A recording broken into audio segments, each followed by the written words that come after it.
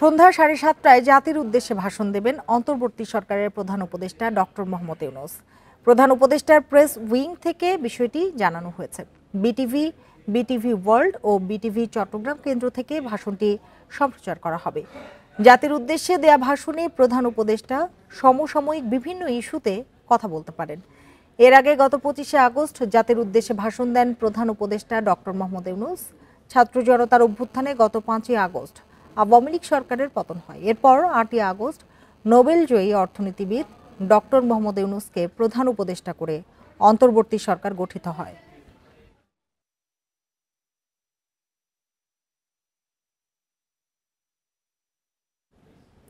বেতন ভাতা ও চাকরি স্থায়ী সহ নানা দাবি নিয়ে শ্রমিকদের অসন্তোষের কারণে সাভার ও গাজীপুরে আজও 75টি কারখানায় উৎপাদন বন্ধ রয়েছে। সকালে শ্রমিক অসন্তোষ নিয়ন্ত্রণে রাখতে সাভারে 45টি কারখানা শ্রমিক আইনে বন্ধ ঘোষণা করে মালিকপক্ষ। ছুটি থাকা 25টি সহ এ শিল্পাঞ্চলে আজ মোট 70টি কারখানায় উৎপাদন বন্ধ রয়েছে, তবে চালু আছে ইপিজেডের কারখানাগুলো। এদিকে বেতন ভাতা বাড়ানো, চাকরি স্থায়ীকরণ সহ বিভিন্ন দাবিতে গাজীপুরের কয়েকটি এলাকায় মোট 5টি কারখানায় বিক্ষোভ করেছেন শ্রমিকরা। কারখানার নিরাপত্তা নিশ্চিতে নিজস্ব নিরাপত্তা কর্মী ছাড়াও শিল্প পুলিশ ও অন্যান্য আইনশৃঙ্খলা বাহিনীর সদস্যরা কাজ করছেন।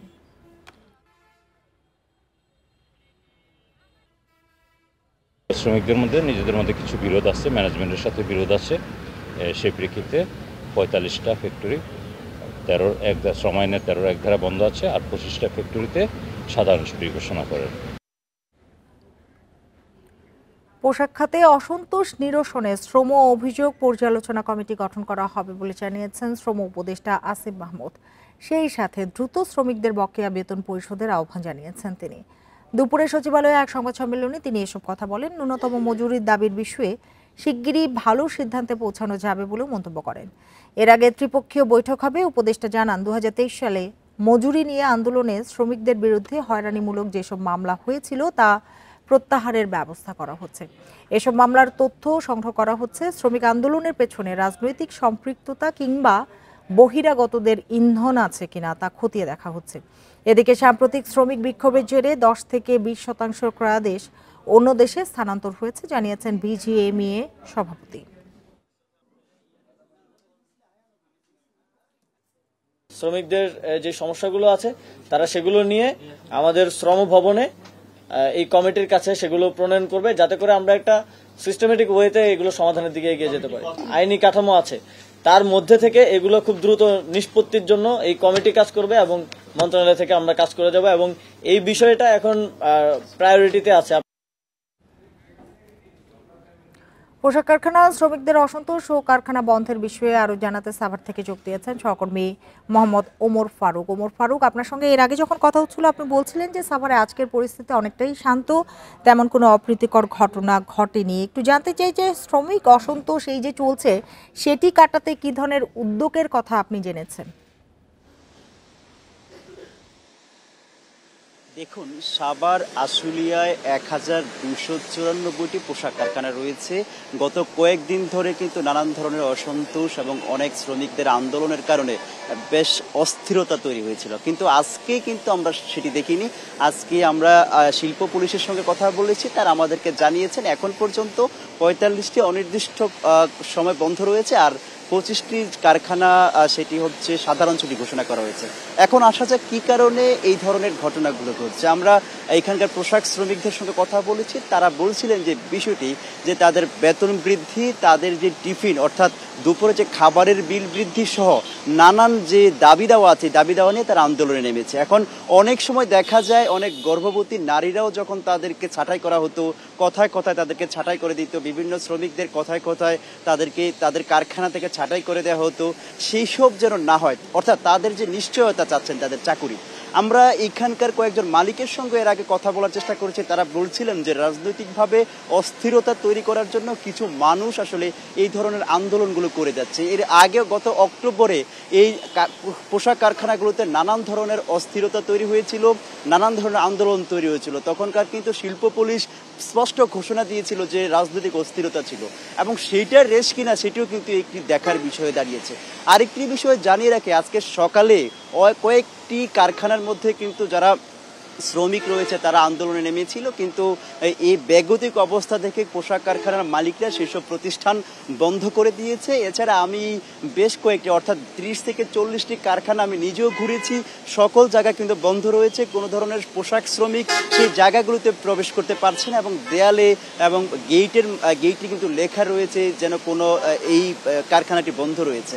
তবে আমরা এখানে প্রত্যেকটা কারখানার সামনে, বিশেষ করে বড় বড় যে কারখানাগুলো রয়েছে, এইসব কারখানার সামনে আমরা আইনশৃঙ্খলা বাহিনীর সদস্যদেরকে দেখতে পেয়েছি, পুলিশ, র্যাব এবং সেনা সদস্যদেরকে আমরা টহল দিতে দেখেছি। তবে আইনশৃঙ্খলা বাহিনী আমাদেরকে যে বিষয়টি জানিয়েছে, কোনো ধরনের যাতে অস্থিরতা না তৈরি হয়, বিক্ষোভ না হয়, সেই সব পুনরাবৃত্তি যাতে না ঘটে, তারা সেই দিকে ব্যবস্থা গ্রহণ করছে। আপনাদেরকে একটু তথ্য জানিয়ে রাখি, গত কয়েক বছরে বেশ কিছু আন্দোলন হয়েছিল, শ্রমিক আন্দোলন। সেসব আন্দোলনে অনেকের নামে মামলা হয়েছে, হামলা হয়েছে এবং তারা চাচ্ছেন এই আন্দোলনের মাধ্যমে এইসব মামলা যাতে তুলে ফেলে এবং কারখানার যারা মালিক রয়েছেন এইসব মামলা যেন তাদেরকে প্রত্যাহার করে নেয়, সেই বিষয়টিও মাথায় রেখে আসলে এখানে কাজ করে যাচ্ছে। তবে আজকে সারা যে সাভার এবং আশুলিয়া ঘুরে আমার কাছে যে বিষয়টি মনে হয়েছে সেটি হচ্ছে যে এই পোশাক খাতকে অস্থিরতা তৈরি করার জন্য কিছু মানুষ আসলে তারা এই ইন্ধন দিয়ে যাচ্ছে এবং সেইগুলোকে খুঁজে বের করার দায়িত্ব আইনশৃঙ্খলা বাহিনীর সদস্যদের। তাদের সঙ্গে আমরা কথা বলেছি, তারা বলছেন অতি দ্রুতই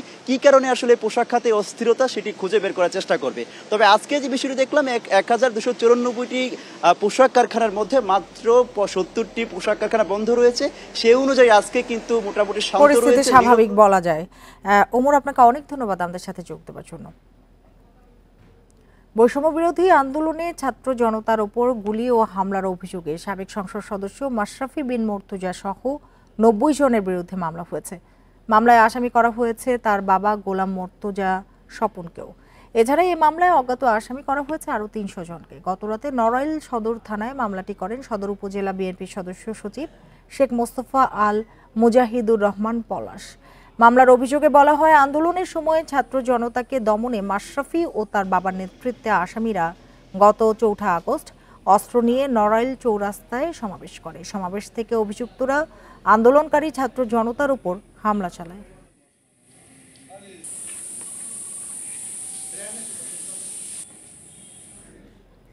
বৈষম্য বিরোধী আন্দোলনের সময় আশুলিয়ায় গাড়িতে মরদেহ পুড়িয়ে ফেলার অভিযোগে শেখ হাসিনা সহ 70 জনের বিরুদ্ধে 2টি অভিযোগ দায়ের হয়েছে আন্তর্জাতিক অপরাধ ট্রাইব্যুনালের তদন্ত সংস্থায়। এ নিয়ে গণহত্যা ও মানবতা বিরোধী অপরাধের বিচার চেয়ে দাখিল হলো 14টি অভিযোগ। সিটি ইউনিভার্সিটির নিহত শিক্ষার্থী সাজ্জাদ হোসেন সজলের মা শাহিনা বেগম এবং আশুলিয়ার শাহিন স্কুলের 10ম শ্রেণীর শিক্ষার্থী নিহত আবু আস সাবুরের ভাই রেজওয়ানুল ইসলাম বাদী হয়ে অভিযোগ 2টি দায়ের করেন। এতে সাবেক প্রধানমন্ত্রী শেখ হাসিনা, তার মন্ত্রিপরিষদের একাধিক সদস্য, পুলিশের 19 সদস্য সহ 70 জনকে আসামি করা হয়েছে। পরে সাংবাদিকদের আইনজীবী হুজ্জাতুল ইসলাম খান বলেন, আন্তর্জাতিক অপরাধ ট্রাইব্যুনাল তদন্ত সংস্থা মামলা 2টি ডায়েরিভুক্ত করেছে। আশুলিয়ায় গত 5 আগস্ট পুলিশ ভ্যানে ছাত্র জনতার মরদেহ পোড়ানোর অভিযোগ ওঠে।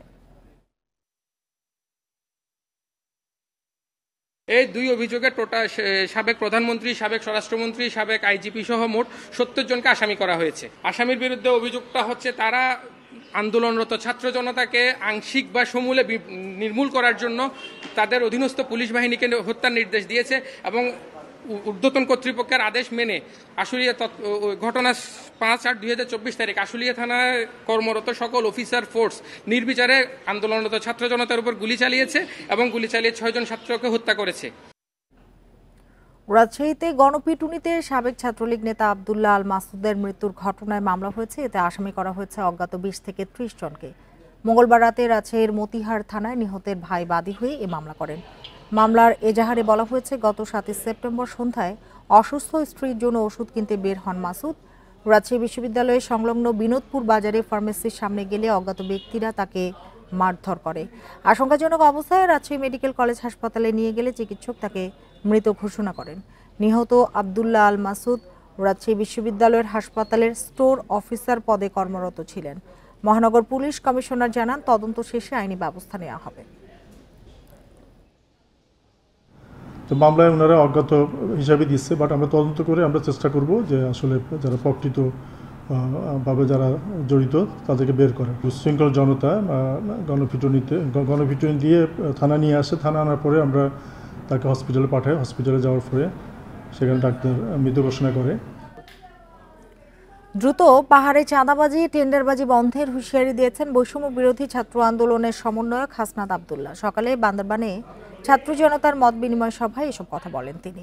এ সময় তিনি স্বাস্থ্য উপদেষ্টা সিঙ্গাপুরে চিকিৎসা নিয়েও প্রশ্ন তোলেন। এদিকে ছাত্র আন্দোলনে লালমনিরহাটে শহীদদের কবর জিয়ারত করেছেন বৈষম্য বিরোধী ছাত্র আন্দোলনের কেন্দ্রীয় প্রতিনিধিরা। পরে শহীদ ও আহতদের পরিবারের সঙ্গে সাক্ষাৎ করেন। পটুয়াখালীতেও শহীদ পরিবারের সঙ্গে দেখা করেন বৈষম্য বিরোধী ছাত্র আন্দোলনের সমন্বয়করা। আমরা পড়াশোনার সাথে যতক্ষণ পর্যন্ত থাকব ততদিন পর্যন্ত আমরা ক্ষমতাকে প্রশ্ন করতে পারবো। সুতরাং ছাত্র নাগরিক যারা রয়েছে, ছাত্রদের প্রধান এবং প্রথম কাজ হচ্ছে পড়াশোনা করে মনস্তাত্ত্বিকভাবে সমৃদ্ধ হওয়া। ঠাকুরগাঁও সীমান্তে গুলিতে নিহত কিশোর জয়ন্ত কুমার সিং এর মরদেহ 2 দিন পরেই ফেরত দিয়েছে বিএসএফ। মঙ্গলবার রাত 1টার দিকে ভারতের ডিঙ্গাপাড়া ক্যাম্পের বিএসএফ এপারে বিজিবি এবং বালিয়াডাঙ্গি থানা পুলিশের কাছে মরদেহ হস্তান্তর করে। পরে রাতে তার মরদেহ পরিবারের সদস্যরা সৎকার করেন। সোমবার ভোরে ধনতলা সীমান্তে বিএসএফ এর গুলিতে নিহত হয় 15 বছর বয়সী কিশোর জয়ন্ত। কাঁটাতারের কাছ থেকে ছেলের মরদেহ ফেরত আনার সময় গুলিবিদ্ধ হন জয়ন্তর বাবা মহাদেব কুমার সিং ও প্রতিবেশী দরবারু নামে আরেকজন। কক্সবাজারের উখিয়ায় আলাদা ঘটনায় সন্ত্রাসীদের গুলিতে 2 রোহিঙ্গা নিহত হয়েছে। সকালে উখিয়ার কুতুপালংয়ে 2টি ক্যাম্পে এ হত্যাকাণ্ডের ঘটনা ঘটে। উখিয়া থানার ওসি জানান, কুতুপালং 4 নম্বর ও 20 নম্বর ক্যাম্পে হামলা চালিয়ে 2 জনকে গুলি করে পালিয়ে যায় সন্ত্রাসীরা। নিহতরা হলেন 4 নম্বর ক্যাম্পের বাসিন্দা রহমতুল্লাহ ও 20 নম্বর ক্যাম্পের ইমাম হোসেন। মূলত আধিপত্য বিস্তারকে কেন্দ্র করে এসব হত্যাকাণ্ডের ঘটনা ঘটছে বলেও জানায় পুলিশ। হত্যাকাণ্ডে জড়িতদের ধরতে অভিযান চলছে।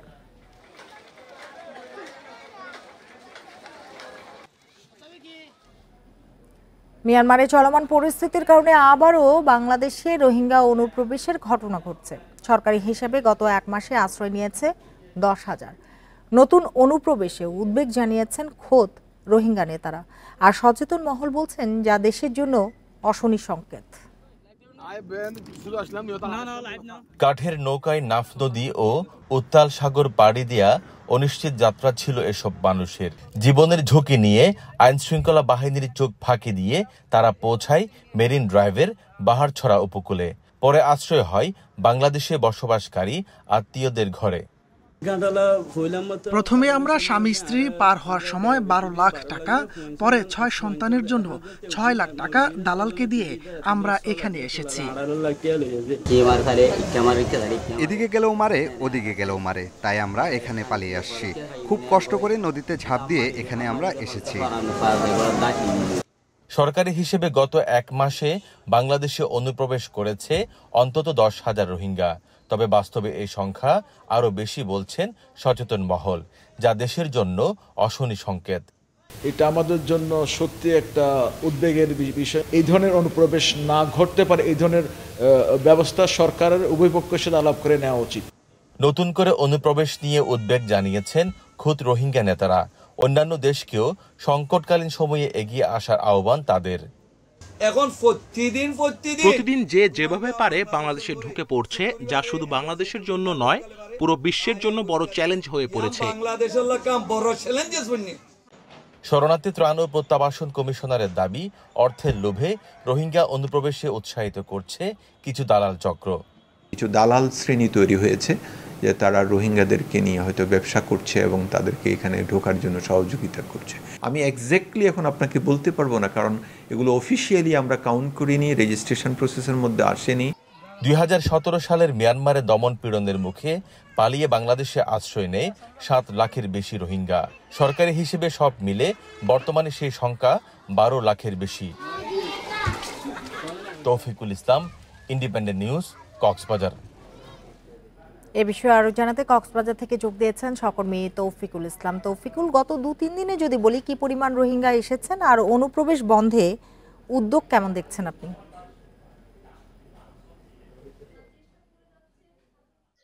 গত 2 দিনের আগে কক্সবাজারের বিভিন্ন সীমান্ত দিয়ে অন্তত 1000 রোহিঙ্গা বাংলাদেশে অনুপ্রবেশ করেছে বলে আমরা খবর পেয়েছি।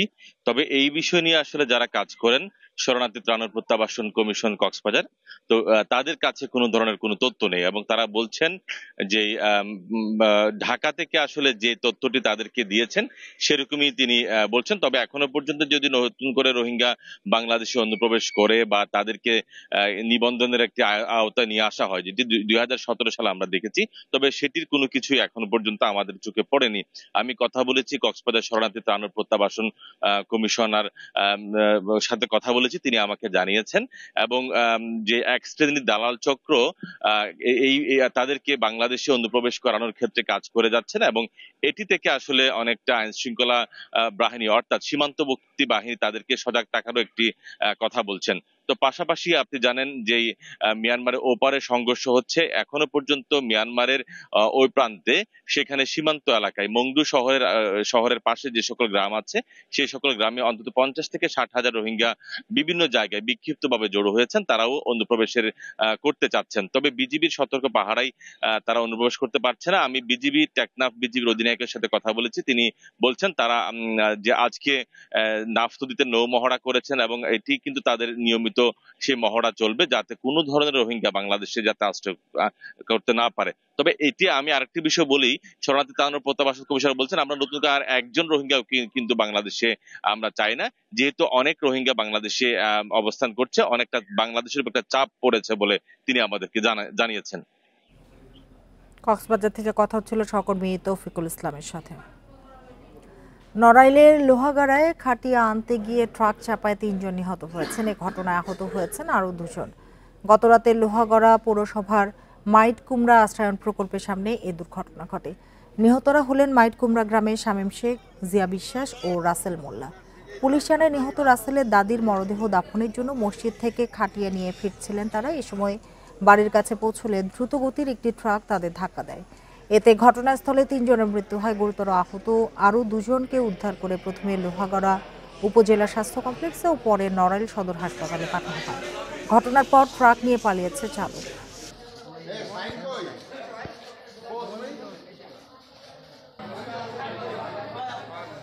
নাটোরে ট্রেনের ধাক্কায় 1 জন নিহত হয়েছেন। ভোরে স্টেশন বাজার রেলগেট সংলগ্ন আপ সিগন্যালের পাশে এ দুর্ঘটনা ঘটে।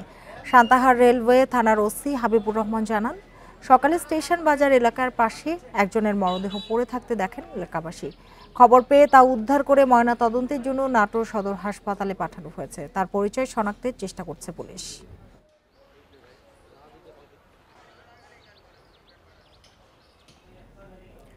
নারায়ণগঞ্জে আলোচিত ত্বকী হত্যার ঘটনায় গ্রেপ্তার জামশেদ শেখের 5 দিনের রিমান্ড মঞ্জুর করেছেন আদালত। দুপুরে সিনিয়র জুডিশিয়াল ম্যাজিস্ট্রেট কাউসার আলমের আদালতে হাজির করে তার 7 দিনের রিমান্ড আবেদন করেন তদন্ত কর্মকর্তা। এর আগে ভোরে রাজধানীর মিরপুর থেকে তাকে গ্রেপ্তার করে র্যাব। গ্রেপ্তার জামশেদ শেখ প্রয়াত সংসদ সদস্য নাসিম ওসমানের ছেলে আজমেরি ওসমানের গাড়ি চালক।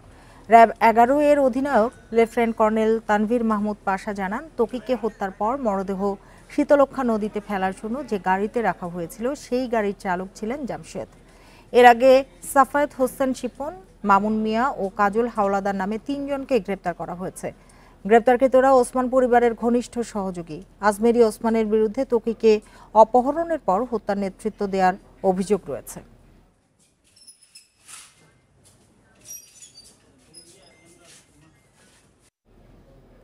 একদিনের ব্যবধানে বরিশাল নগরীর ফরেস্টার বাড়ি এলাকা থেকে পরিত্যক্ত অবস্থায় আরও একটি সাউন্ড গ্রেনেড পাওয়া গেছে। এর আগে 9 সেপ্টেম্বর একটি সাউন্ড গ্রেনেড উদ্ধার করা হয়। পুলিশ জানায় সকালে 999-এ ফোন দিয়ে বিষয়টি তাদের জানানো হয়েছে। এরপর পুলিশ ফরেস্টার বাড়ি এলাকায় পৌঁছে পরিত্যক্ত অবস্থায় গ্রেনেডটি দেখতে পায়। বিষয়টি সেনাবাহিনীকে জানালে তারা ঘটনাস্থলে পৌঁছে বাড়িটি ঘিরে রাখে। ধারণা করা হচ্ছে যৌথ বাহিনীর অভিযান এড়াতে কেউ এটিকে ফেলে যেতে পারে।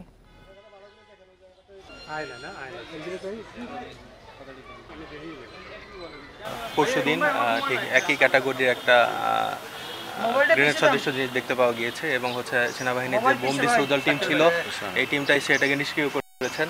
তো কেউ আসলে একই ধরনের একটা গ্রেনেড সদৃশ জিনিস দেখা যাচ্ছে। এই ঘটনাটা জিডি করে রাখা হয়েছে, মামলা হয়নি। তো আমরা দেখি তদন্ত সাপেক্ষে এটা বলা যাবে। পুলিশের কাছে প্রভাবশালী তারাই যারা নির্যাতিত নিপীড়িত বলে মন্তব্য করেছেন নওগাঁর নতুন পুলিশ সুপার মোহাম্মদ কুতুবুদ্দিন। দুপুরে পুলিশ সুপার কার্যালয়ে জেলার গণমাধ্যম কর্মীদের সাথে মত বিনিময়ে তিনি এসব কথা বলেন। পুলিশ সুপার বলেন, জনগণের সদস্যর কথা শুনে আইনগত সহায়তা দিতে পুলিশ বদ্ধপরিকর। আইনগত প্রক্রিয়ার মাধ্যমে সবার ন্যায় বিচার নিশ্চিত করা হবে। এদিকে জেলায় আর কোনো আয়নাঘর থাকবে না বলে মন্তব্য করেছেন চাঁপাইনবাবগঞ্জের নতুন পুলিশ সুপার রেজাউল করিম। পুলিশের মধ্যে স্থবিরতা কাটিয়ে উঠেছে উল্লেখ করে পুলিশ সুপার বলেন, এরই মধ্যে পুলিশ সক্রিয় হতে শুরু করেছে। সাংবাদিকদের সাথে মত বিনিময় করেছেন মুন্সিগঞ্জের নতুন পুলিশ সুপার শামসুল আলম সরকার।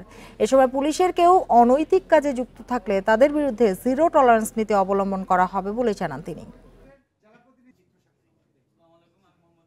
ন্যায় বিচার নিশ্চিত করব এবং এই কাজ আমরা সাংবাদিক ভাইরা এবং যারা আমাদের নাগরিক বৃন্দ আছেন সম্মানিত, তাদের সাথে একযোগে একভাবে কাজ করব। আমরা প্রভাবশালী সংজ্ঞাটা যেভাবে প্রচলিত আছে সেই প্রচলিত ধারায় আর থাকবে না। চুয়াডাঙ্গা বাস মালিক সমিতি ও ইজি বাইক চালকদের দ্বন্দ্বের জেরে পঞ্চম দিনের মতো মেহেরপুর চুয়াডাঙ্গা সড়কে বাস চলাচল বন্ধ রয়েছে। তবে চলাচল করছে দূরপাল্লার যানবাহন। পঞ্চম দিনের মতো বাস বন্ধ থাকায় যাত্রীরা পড়েছেন চরম দুর্ভোগে। গন্তব্যে যাওয়ার একমাত্র ভরসা ভ্যান আর ইজি বাইক, এজন্য বাড়তি ভাড়া গুনতে হচ্ছে তাদের। এদিকে সড়কে অবৈধ যানবাহন বন্ধ না করা পর্যন্ত বাস চলাচল বন্ধ থাকবে বলে জানিয়েছে বাস মালিক ও শ্রমিক ইউনিয়ন।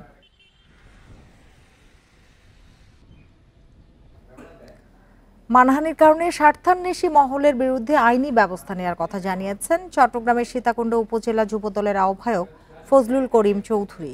সকালে চট্টগ্রামে সংবাদ সম্মেলনে তিনি একথা বলেন। দাবি করেন, শনিবার ট্রাক থেকে পণ্য চুরির সময় 2 কিশোরকে হাতে নাতে ধরেন তিনি। তবে আইনশৃঙ্খলা বাহিনীর ভুলে তাকে থানায় যেতে হয়। তিনি ছাড়া পেলেও এ সময় একটি মহল তার বিরুদ্ধে চাঁদাবাজির অভিযোগ এনে মিথ্যা তথ্য প্রচার করে। গত শনিবার ফজলুল করিম চৌধুরীকে আটক করে থানায় সোপর্দ করে সেনাবাহিনী।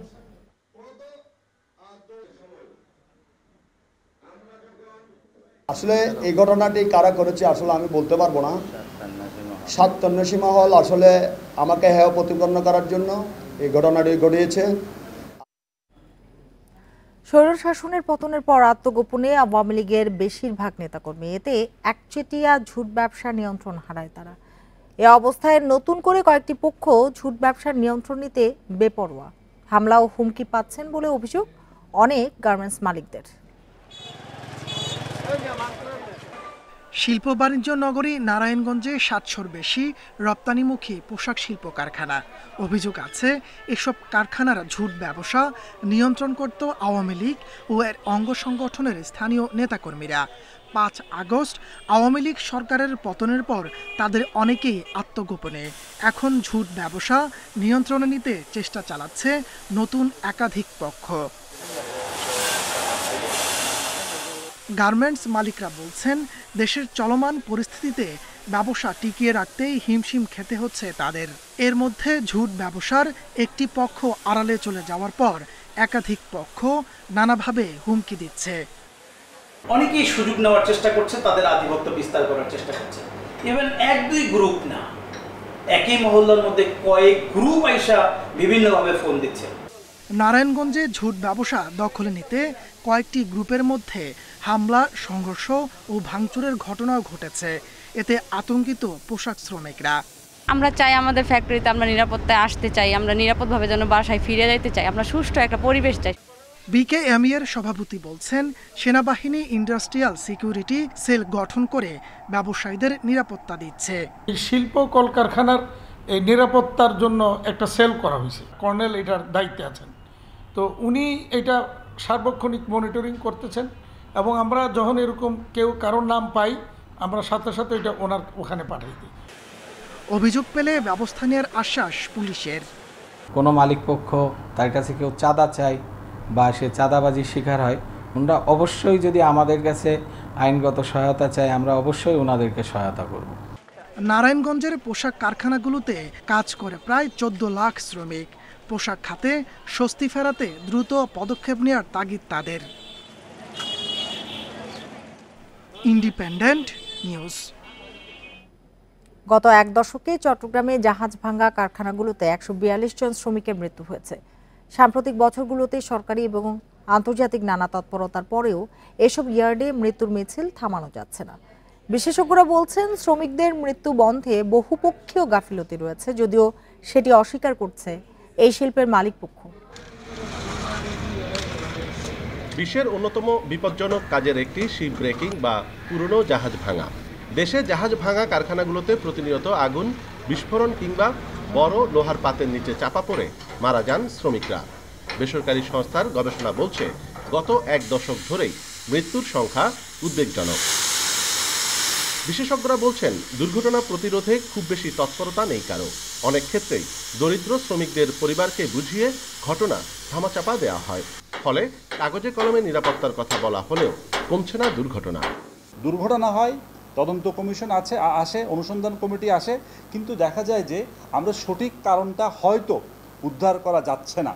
এই সঠিক কারণটা উদ্ধার করা না গেলে আমি কিভাবে ওই প্রবলেমটাকে আমি নিরসন করতে পারবো।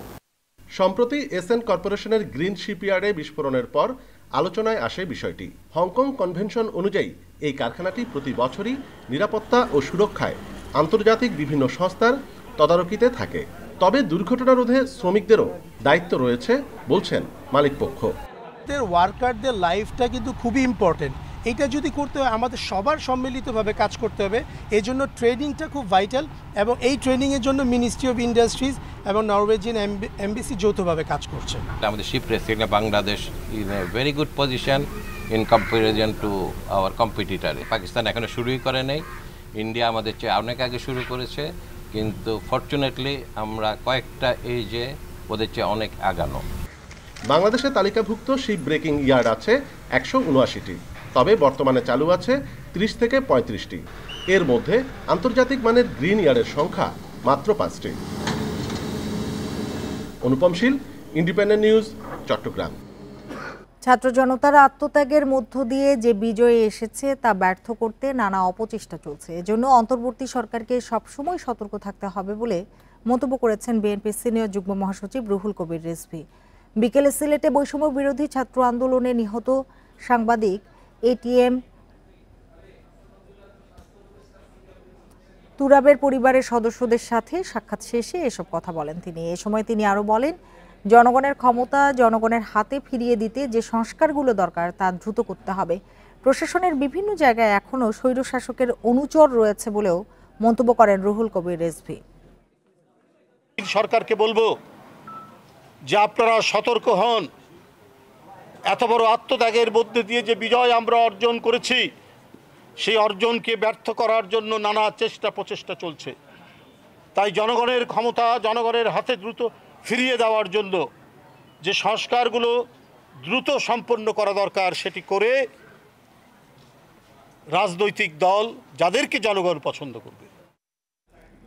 বন্যার পানি কমলেও লক্ষ্মীপুরের 5 উপজেলার প্রায় 4 লাখ মানুষ পানিবন্দী। কোথাও কোথাও ব্যবসা প্রতিষ্ঠান, বাসাবাড়ি ও রাস্তাঘাটে হাঁটু পরিমাণ পানি রয়েছে।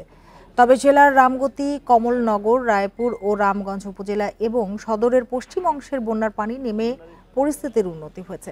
এদিকে নোয়াখালী সুবর্ণচর উপজেলায় বন্যার পানিতে রূপা আমন এবং সবগুলো বীজতলা সম্পূর্ণ নষ্ট হয়ে গেছে। চারা সংকটে দিশেহারা প্রান্তিক কৃষকরা। চড়া দামে কেউ চারা সংগ্রহ করলেও টাকার অভাবে বেশিরভাগ জমি অনাবাদি পড়ে আছে। এভাবে বন্যা আমার জীবনে কোনো দেখিনি। আমার 5 একর জমি বীজ ছিল, আমি বীজতলায় রুইছি, বীজতলা ব্যাগ নষ্ট হয়ে গেছে। পানি টানি উড়ি আঙ্গ গট্টর ব্যাগ ডাবি গেছে। ওই আমরা তো পানিলে কোনো সহযোগিতা আমরা পাই না, সবাই পাইছে। লক্ষ্মীপুরে বন্যার পানি নামতে শুরু করার পর দেখা দিয়েছে সাপের উপদ্রব। প্রতিদিনই সাপে কাটা রোগী আসছে হাসপাতালে। এক সপ্তাহে সদর হাসপাতালে ভর্তি হয়ে চিকিৎসা নিয়েছেন 70 জনের বেশি। লক্ষ্মীপুরের 5 উপজেলার 20 ইউনিয়ন এবং পৌরসভার 10 ওয়ার্ড থেকে বন্যার পানি পুরোপুরি নামেনি এখনো। এর মধ্যে দুর্গত এলাকায় বেড়েছে সাপের উপদ্রব। বিষদিয়ায় সদর হাসপাতালে চিকিৎসা নিয়েছেন 250-এর বেশি সাপে কাটা রোগী। একদিকে দুর্যোগে তছনছ হয়ে গেছে স্বাভাবিক জীবনযাত্রা, অন্যদিকে সাপের উপদ্রব বেড়ে যাওয়ায় নতুন আতঙ্কে দুর্গতরা। মাজা পর্যন্ত পানি, ঠিক আছে, তারপরে আমি হাঁটে হাঁটে যাইতেছি, তখন আমার কিন্তু সাপে কামড় দিছে। খেয়াল করি না, আমি তো গোসল করতে রওনা দিছিলাম। আমি যখন খেয়াল করি পরবর্তী পিছনে তাকায় দেখি সাপ পিছনে। এর মধ্যে ভ্যাকসিন সংকটের অভিযোগ উঠলেও চিকিৎসকরা জানিয়েছেন পর্যাপ্ত ভ্যাকসিন আছে হাসপাতালে।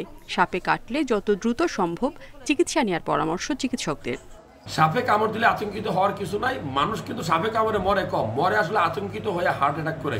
সো আমি বলবো যে সাপে কামড় দিলে সাথে সাথেই সদর হাসপাতালে নিয়ে আসলে আশা করি কোনো মানুষ মারা যাওয়ার কথা না। পানি বাড়ার কারণে কিছু সাপে কাটা রোগী এবং কিছু আননোন বাইটের রোগী আমাদের হসপিটালে আসছে। আমাদের স্বাস্থ্য বিভাগের মেডিকেল টিম ছাড়াও বৈষম্য বিরোধী ছাত্র আন্দোলনের পক্ষ থেকে মেডিকেল টিম এসছে এবং এছাড়াও বিভিন্ন স্বেচ্ছাসেবী সংস্থার পক্ষ থেকেও মেডিকেল টিম বেশ কয়েকটা কাজ করে যাচ্ছে। পরিস্থিতি বিবেচনায় পরামর্শ দেওয়া হচ্ছে সাপ নিয়ে অযথা আতঙ্কিত না হয়ে সচেতন হওয়ার। Independent news. সুনামগঞ্জের তাহিরপুরের জাদুকাটা নদীর পার কেটে বালু উত্তোলন করা হচ্ছে অবাধে। এতে নদী তীরের গ্রামগুলো পড়ছে ভাঙনের ঝুঁকিতে।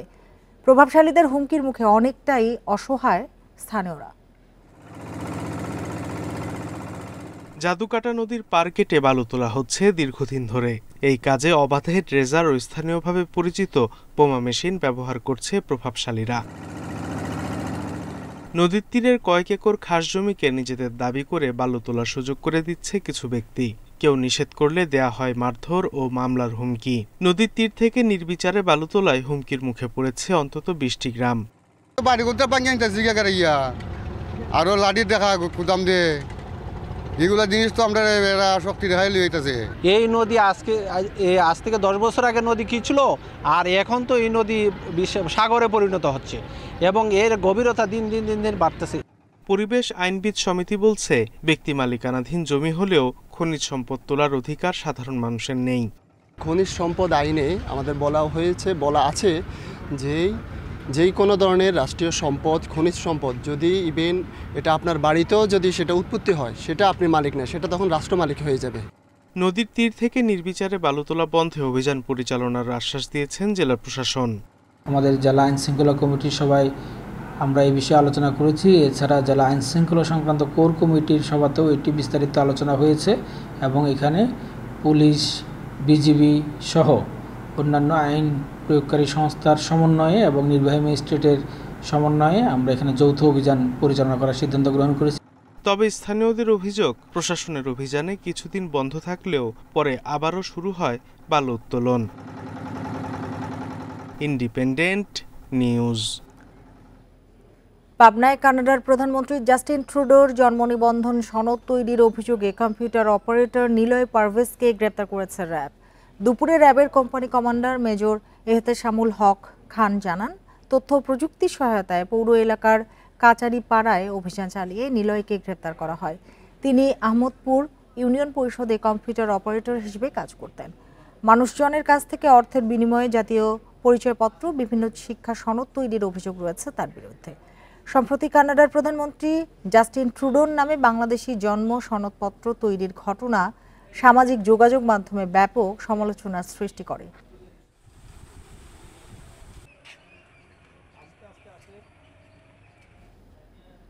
দিনাজপুরের হিলিতে নিম্ন আয়ের মানুষের মাঝে ফ্যামিলি কার্ডের মাধ্যমে টিসিবির পণ্য বিক্রি শুরু হয়েছে।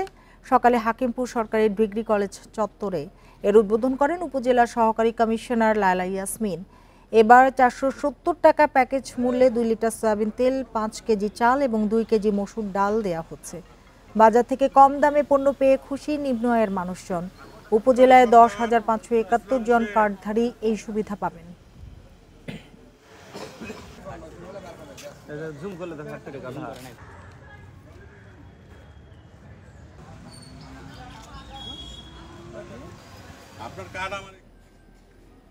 ঝিনাইদহে 1000 ফেন্সিডিল সহ এক মাদক কারবারিকে আটক করেছে র্যাব। ভোরে কালীগঞ্জ উপজেলার কাঁঠালবাগান গ্রাম থেকে তাকে আটক করা হয়। র্যাব জানায়, মাদক কেনা বেচা হচ্ছে এমন খবরে ওই এলাকায় অভিযান চালানো হয়। এ সময় র্যাবের উপস্থিতি টের পেয়ে অন্যরা পালিয়ে গেলেও ঘটনাস্থল থেকে আটক করা হয় মাদক কারবারি বাদশাহ সোলাইমানকে। জব্দ করা হয় 1012টি ফেন্সিডিল। আটক সোলাইমানকে থানায় সোপর্দ করা হয়েছে, তার বিরুদ্ধে মামলা হয়েছে।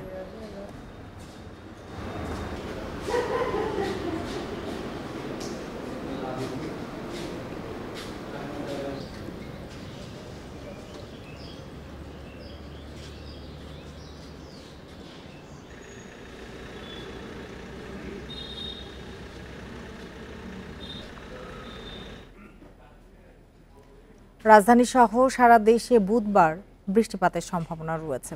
এর মধ্যে ঢাকা, চট্টগ্রাম সহ 4 বিভাগে হতে পারে ভারী বৃষ্টি। ভারী বৃষ্টিপাতে পাহাড়ি এলাকায় রয়েছে ভূমিধসের শঙ্কা। আবহাওয়া অধিদপ্তর জানিয়েছে, সারা দেশে মৌসুমী বায়ু সক্রিয় রয়েছে। এর প্রভাবে শনিবার পর্যন্ত চট্টগ্রাম, সিলেট ও বরিশাল বিভাগে ভারী থেকে অতি ভারী বৃষ্টি হতে পারে। এ সময় চট্টগ্রাম বিভাগের পাহাড়ি এলাকায় ভূমিধসেরও শঙ্কা রয়েছে। এদিকে ভোর 6টা পর্যন্ত গত 24 ঘন্টায় দেশের সর্বোচ্চ বৃষ্টি রেকর্ড করা হয় কক্সবাজারের কুতুবদিয়ায় 87 মিলিমিটার। এ সময় সর্বোচ্চ তাপমাত্রা ছিল রংপুরে 36.2 ডিগ্রি সেলসিয়াস।